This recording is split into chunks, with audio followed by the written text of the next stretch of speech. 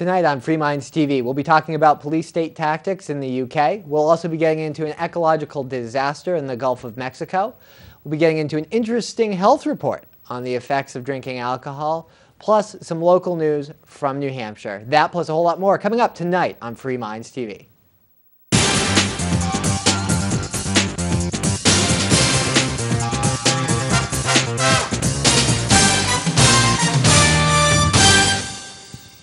And welcome to a brand new edition of Free Minds TV, where we challenge you, the viewer, to consistently and always think outside the box. It is still Toby here with you. And Nick. And we are going to be getting into stories from around the country and around the world. Nick, we are going to be getting into this problem in the Gulf of Mexico. Apparently, there was an oil spill. Everybody knows that.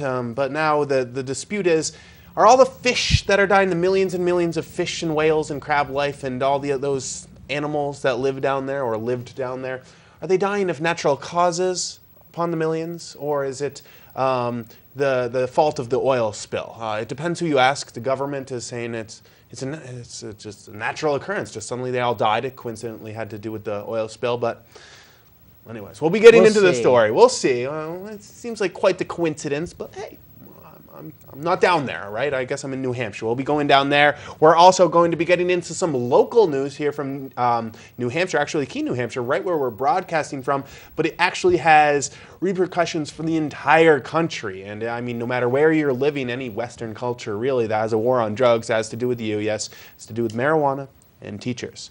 We'll be getting into that, as well as news about drinkers, a very interesting study, over 20 years of research for moderate, heavy drinkers and abstainers. We'll tell you what it means to you, be you any of those. But first, we do need to go over to the UK and pick on them because, well, it's kind of like the canary in the coal mine. What's happening in the UK, it's coming down our way in about, I don't know, 20 years.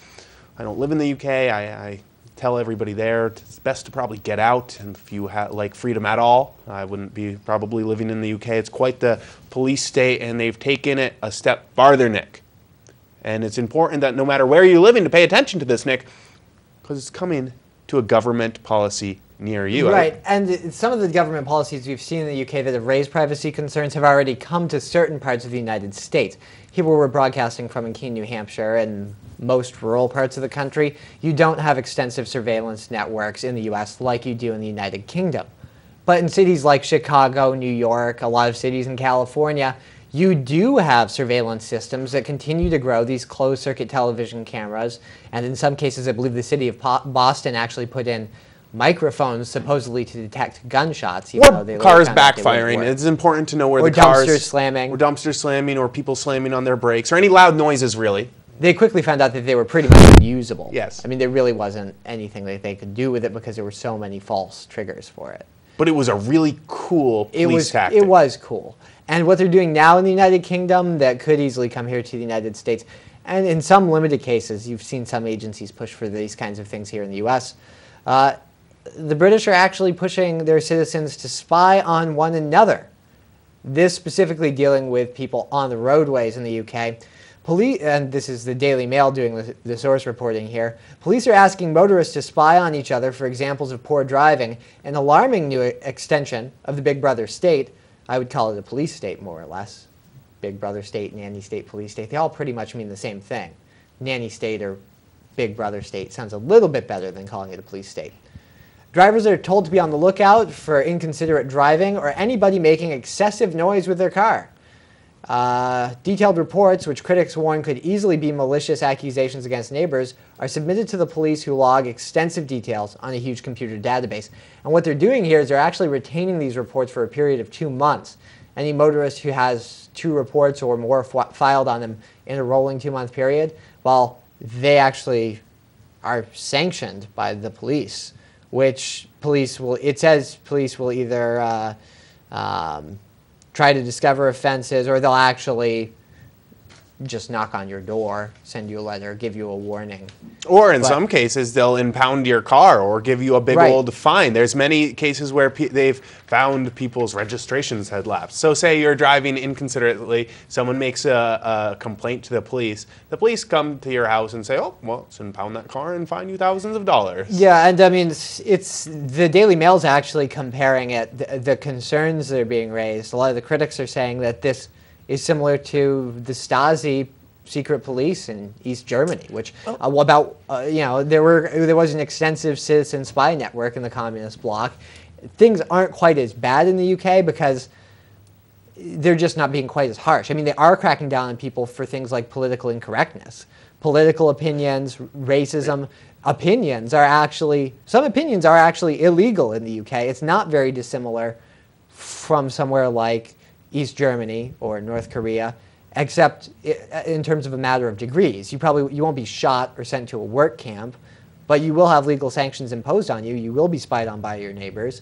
And the disturbing thing is that the British state today, and any government that wants to impose this, has way more technology at their disposal than even 20 years ago when the Berlin Wall fell. Oh, right. It's very, very eerie. It's definitely putting the UK on a very slippery slope. Anytime you're asking citizens to be snitching on each other and to be actively watching their neighbors for any kind of wrongdoing, I mean, you're just opening up Pandora's box here. I mean, not only are the critics right, and yes, it can just make people make stuff up all the time, and you still have real sanctions coming from this. I mean, detailed reports. You don't like someone, you can just report that they were driving erratically on the road, and then real police action can actually come. But I don't think that this is where it's going to stop. I know that after 9/11, I heard a lot of more of the right-wing talk show hosts encouraging people to wake up at 4 in the morning and go sort through your neighbor's garbage, see if you can find anything incriminating in there, or just keep an extra eye on your neighbors to see if there's anything that you can report on them. And I think that we're seeing a trend in this direction, Nick. And there's a historical precedence for this. I mean, Americans have turned against other Americans. It hasn't happened on a large scale or a government sanctioned scale much so recently. It did happen during World War II. Thousands of American citizens were detained in what were nice concentration camps. I mean, they were behind barbed wire. People were dying, Nick. People were... The conditions that particularly... And if you tried to escape there, you'd get shot. Yeah, so, particularly in the Japanese camps. Nice as if you're still wanting... Yeah, but it was nicer than Buchenwald. I mean, they weren't death camps per se, but... For some people they were. Yeah, I mean, the amount of disease and... Okay, it was better than what the Germans were doing. We'll say it's better, but it's still not right. And coincidentally, overall, the Japanese detainees were treated a lot worse because they weren't white. So the Germans and the Italians were also detained. They just were given more human conditions. Right. But so Americans have done this within living memory. We've thrown each other in camps, just masses of people based on their ethnicity. Racism isn't quite as popular anymore, but that doesn't mean that excesses can't take place in a state that's more tolerant of race. And I'm sorry, Nick, racism is still very adamant out there when it's coming to immigrants or Muslims. I mean, I'm seeing that all the time. I mean, it's almost okay. Up. It's okay to be racist again, almost in our society. You can't actually. If you watch the media, Nick, if you listen to the news, though, there's an undertone of racism. I mean, it's out there. Let's put it on the table. It's real, and it's happening in America every single day. So maybe we're not to the point where neighbors are snitching on other white neighbors, but they're definitely keeping an extra eye on the Muslim down the block. Or what about that brown person? Does he have his papers to be here legally in the United States? I think there's a lot of that going on, Nick. So anytime you're going down this slope, it makes me a lot of bit uneasy. Yeah, and I pointed out that what's taking place in the UK, it's not just like you're flagged by people and then they file these police reports on you, and then the police actually open up an investigation like would happen here in the US if they pulled you over. In this case, the reports are anonymous. You have no right to face your accuser. And citizen-based reporting, I mean, what's the burden of proof here? What I saw them do it. It's hearsay. I saw that man driving drunk, so arrest him. Right. And they have arrested people for drunk driving or driving under the influence of drugs.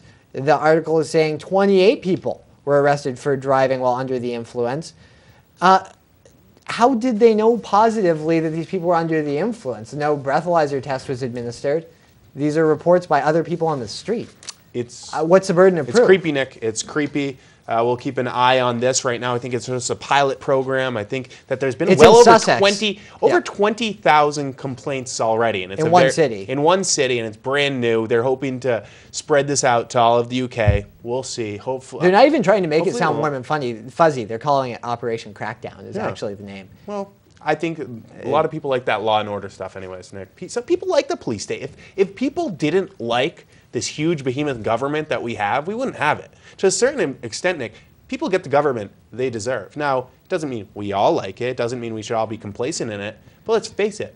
These are people complaining. Thousands upon thousands of them. They like it. So it's depressing. But I think there's a certain amount of humans out there that want a big behemoth police state government. Anyways, let's move on from political talk for a minute, Nick. Let's transition over to some news about drinking. Now, here on Free Minds TV, we do always challenge you to think outside the box. It doesn't mean we're right in everything we say. I mean, I'm a full-time student. I have a full-time job. I don't have all that much time besides this show and the radio show, I don't have all that much time to really do a whole bunch of different fact-checking. We pull up interesting news stories and talk about them, but by all means, we encourage you guys not to take what we're saying for granted either. But that said, in the media, you always see that if you drink, you're going to die much earlier than non-drinkers. Is that true? Well, a new study that's being reported by Time.com is saying maybe not. A new paper in the Journal of Alcoholism, Clinical and Experimental Research suggests that for a reason that is not yet known, at least there's no scientific consensus on it, abstaining from alcohol does tend to increase one's risk of dying, even when you exclude former problem drinkers. Now, it's been known for a long time that abstainers, people who don't ever touch alcohol, do have mortality rates higher than non-drinkers. Groups like Alcoholics Anonymous and other groups that say everybody should just abstain have said, well, it's because they're putting in people who have been problem drinkers for a long time. They stop, they've already got done damage to their liver, cirrhosis, etc. So yeah, naturally, those mortality rates are higher. This new 20-year study done by a whole panel of psychologists, headed up by psychologist Charles Holohan in the University of Texas in Austin, excluded those problem drinkers that had drank and ruined their liver and then died earlier. And they still found that heavy drinkers lived longer than people who completely abstained from alcohol.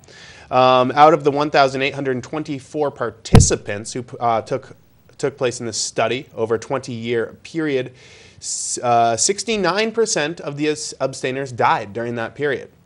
60% of the heavy drinkers died, and only 41% of the moderate drinkers died during that 21 period. So really, there's a huge difference, Nick, between the abstainers and the moderate drinkers. Huge. 69 to 41%, and even a 9% difference for people who binge drink. What the media has been telling us all our lives, it seems, will kill us immediately. I mean, there are other negative effects to binge drinking aside from just get in a car, you're mortality, die, or just your quality of life. That's true. Well, actually, it's interesting. What the researchers in this study are concluding is the reason you may live longer. One of the hypotheses here is that your quality of life is higher if you go out, have fun, and have a few drinks with your friends. And that's what they're concluding is, well, people who abstain from alcohol probably are, well, you know, those people who like to stay home, don't have a lot of friends, don't really go out much, don't have others to say, hey, go to the doctor, you look sick. That's what they're saying.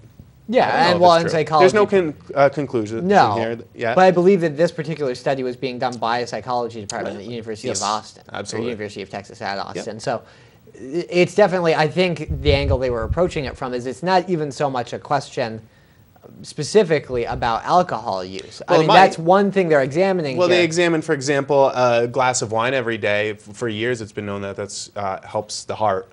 But then again, of course, it probably hurts other things. And that's the point here that we're trying to throw out. I'm not saying go out and binge drink because you're going to live longer, Nick. Alcohol can be, it's one of the most dangerous drugs out there. Short of cigarettes, it causes more deaths.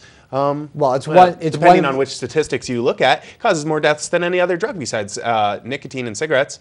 So I don't know. I don't just know think it's I don't know what interesting. statistics you could look at that says that there are more deaths in the U.S. from illicit drugs than alcohol. Alcohol is...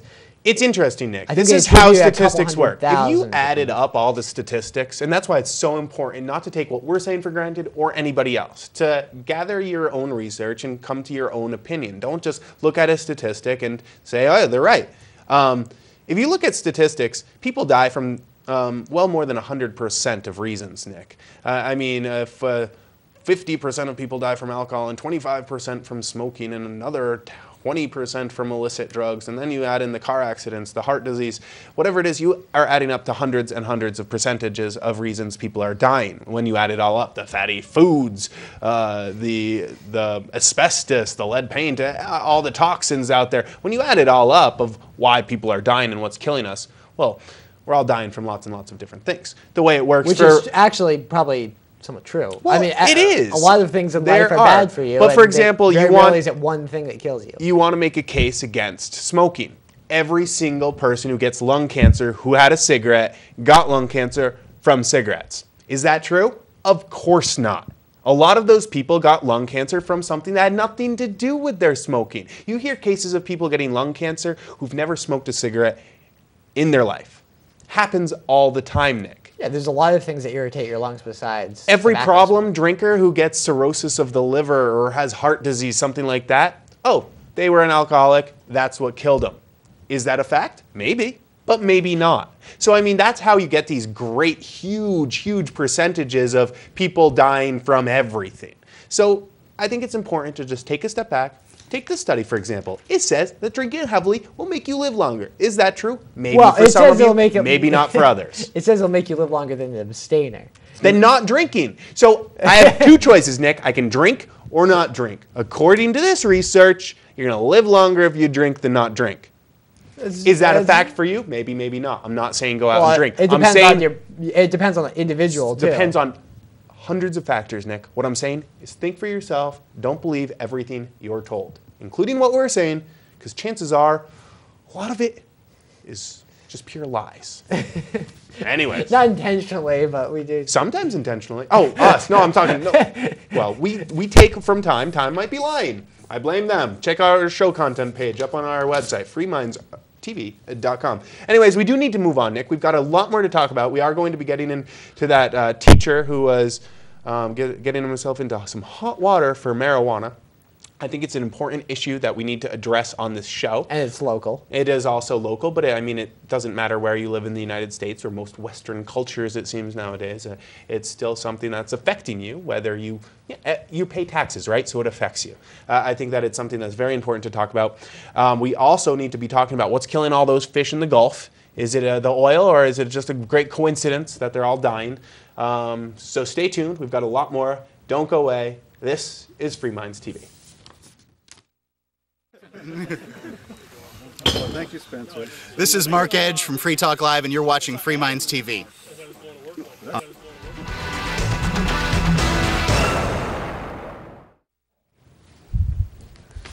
And welcome back to Free Minds TV. It is still Toby here with you. And Nick. We've got a whole lot to talk about. Before we do move on to these next few stories here, I did want to point out Rick, who's behind the scenes out there making this show possible, did point out we've been talking a lot about statistics in the last episode. This coming from very reputable book, the Book of Useless Information, written by an official publication of the Useless Information Society, written by Noel Buthman and the Useless Information people. Looks like 97% of all statistics are made up. It's from the books. It's in a book, so it's in a book. Accurate. It's got to be true. Anyways, Nick, we do need to move on. We do have more to talk about. I want to get into this story about fish. Now, you said, what's a story about fish dying? Who cares? Why should we talk about this? Well, Nick, I think it's an awful coincidence that all these fish and whales and crabs and sea urchins and stuff that are out in the marshes that are normally living are all suddenly dead. Like very sad. As far as the eye of you can see, fish floating on top of the water, dead. Some of them covered in oil. The government, apparently, and BP Oil is saying that this is a grand coincidence, that it just happened to coincide with the oil hitting the shoreline that caused them to die. My thinking brain, Nick, and I know I've been at work all day and I had class late last night, so my frontal lobes are a little bit strained right now. But the thinking part of my brain tells me it's fishy. No pun intended. Yeah, well, the fish kill that took place in Louisiana, or just off the coast, is being called the largest fish kill in living memory. And it includes actually a dead whale, not just small fish species. And it's killed hundreds of species. Basically, all species in the waterways have been affected, which is not typical, at least based on the reporting. I'm not a fish expert. Is that ichthyologist?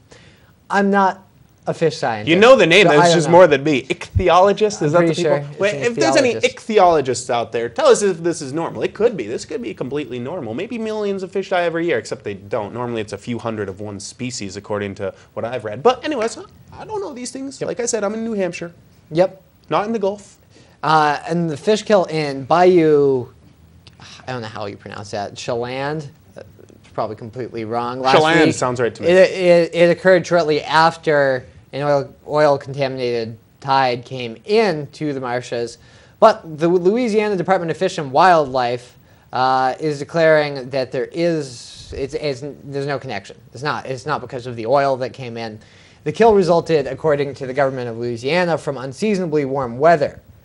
The thing is, it's always really hot in Louisiana in September. And as we pointed out, it's kind of an unusual event in that you have millions of fish dead. You have a wide variety of fish dead, whereas typically all fish over a wide area. Wherever the oil hit. Yeah, and it seems like, warm weather in September in Louisiana, natural, there all the time. You think that species that live there would be somewhat accustomed to that. Tens of thousands of gallons of oil, probably millions, gushing into the marshes. That's probably not something that fish species are used to. Usually there's not just crude oil washing onto the beach every September in Louisiana. I don't know. At least as far as I know. Like we said, we're not ichthyologists. We're not, is that? I'm pretty sure. Probably could be wrong. But it's just so, it's doom. You know, it's interesting. I was listening to NPR on the way home from work. They said that. Oh, that's always exciting. Well, it's interesting. You know that only 2% of news stories right now are focusing on the oil spill because it's over, right? It's all done, cleaned up. Well, the damage we're back is still to normal. happening. Yeah, it's not. They can't show that video clip of the well. But I thought it was important to report on this week because if we're down to 2% of news stories still reporting on this, this is going to be going on for years down the road. And a year from now, there's probably going to be 0.001%. I don't know. I guess no one will remember about it. Something else will come up. There'll be some other oil spill. Well, and Nick, there was that gas pipeline. I do own some BP stock, so in a way, I don't want it to crash. But in other sense, that company should be out of business, if you ask me. That's just for me. They should be making serious repayment, and that's part of this. My stock should be in the toilet, dissolved completely. And that's part of. But it's going up. It's going up. They're making money. They're killing all the fish at the cost to other people, the fishermen, the local industry out there. Well, the oil's killing the fish. How about the fish? Oh, it's the oil, yeah.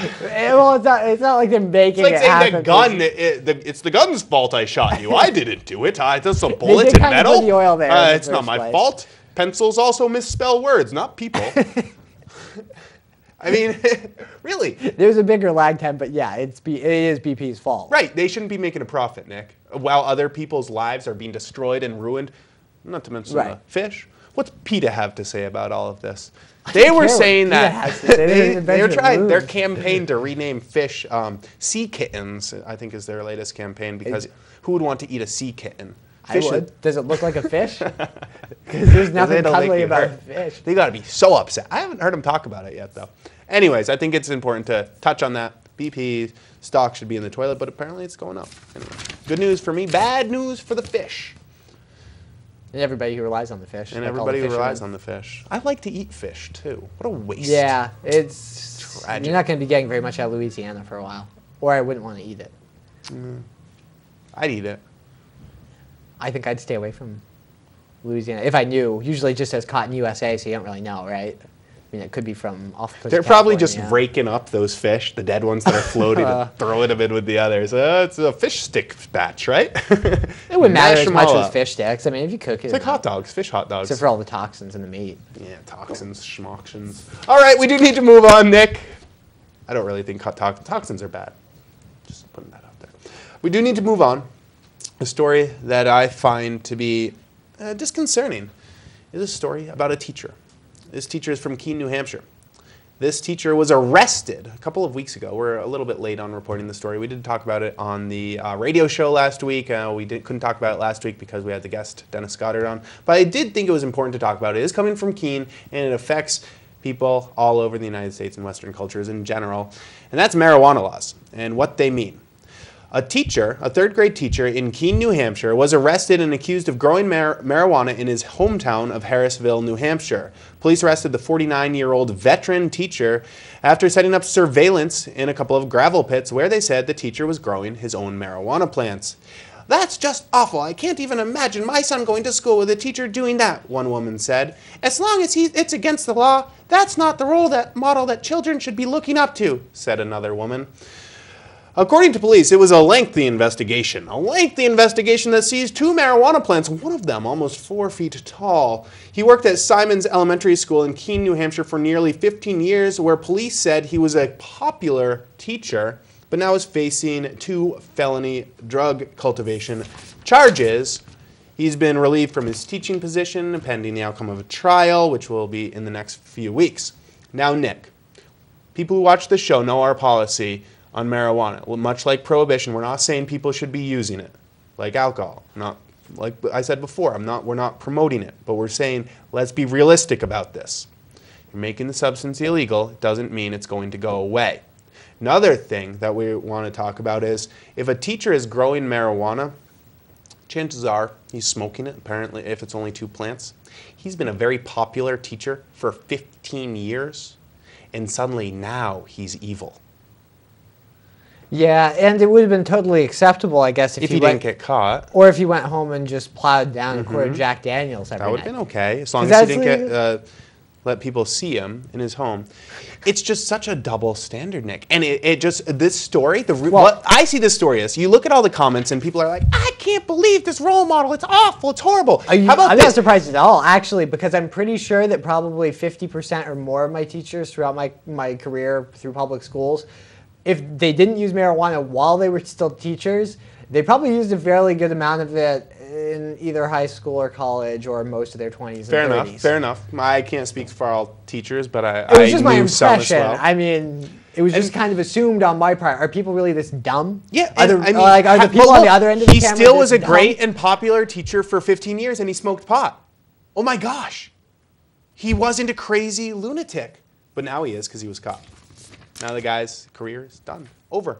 Yeah, not to mention a prison term. Because his drug of choice was not alcohol. It was marijuana. Tragic. Yeah. But there's people who are watching that go, those horrible people, they want our children to be going to school with drug addicts. I've seen a lot of former teachers in bars, too. Oh, me too. I'm not going to name any names, but, like, that's acceptable. But, I mean, I realize, yeah, marijuana is still legal. They're just trying to live longer. It's not very rational. Remember our first story? The drinkers are just trying to live longer. It's kind of cruel to expect them to choose a lifestyle of abstention and die young. But no, seriously, I mean, it doesn't. What good was served by this? This guy's career is over. By all accounts, he was a good teacher, a popular teacher, so he was making a positive impact on young people. So instead of that, in the name of continuing the policy of prohibition, we're going to take this very effective teacher who had a positive influence, one can presume, on the students he taught, and instead of having him have a profound positive influence on young people many of them are going to grow up in the area, instead of shaping the future for the better, we'll just end his career and then throw him in prison for years. And we all get to pay for it. Isn't that wonderful? Well, that's America for you, and we're out of time. It's been Toby here with you. And Nick. Until next week, log on to our website, freemindstv.com. From there, you get everything. The show archives, the radio show, everything. We'll see you next week. Take it easy.